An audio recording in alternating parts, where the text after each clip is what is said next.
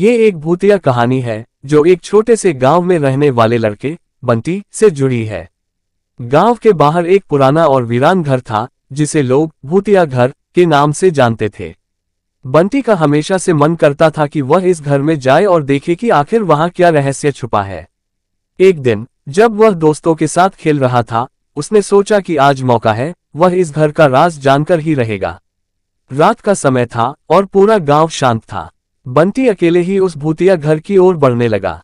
जैसे ही वह घर के पास पहुंचा, हवा का एक ठंडा झोंका उसके चेहरे से टकराया और उसे ऐसा महसूस हुआ जैसे कोई उसे घूर रहा हो। लेकिन बंटी ने डरते हुए घर के दरवाजे को खोला।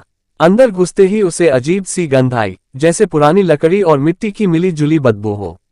वह धीरे धीरे घर के अंदर गया और एक कमरे की ओर बढ़ने लगा। अचानक उसे कमरे के कोने में कुछ हल्की सी रोशनी दिखाई दी। वह वहां पहुंचा और देखा कि एक पुरानी घड़ी के पास एक सफेद साड़ी पहने महिला खड़ी थी। उसकी आंखें पूरी तरह काली थीं और चेहरे पर एक गहरी उदासी छाई हुई थी। महिला ने धीरे से बंटी से कहा, तुमने यहाँ क्यों कदम रखा है? मुझे शांति चाहिए। बंटी डर के बजाय थोड़ा साहसी हुआ और महिला से पूछा, तुम कौन हो और यहाँ क्या हुआ था?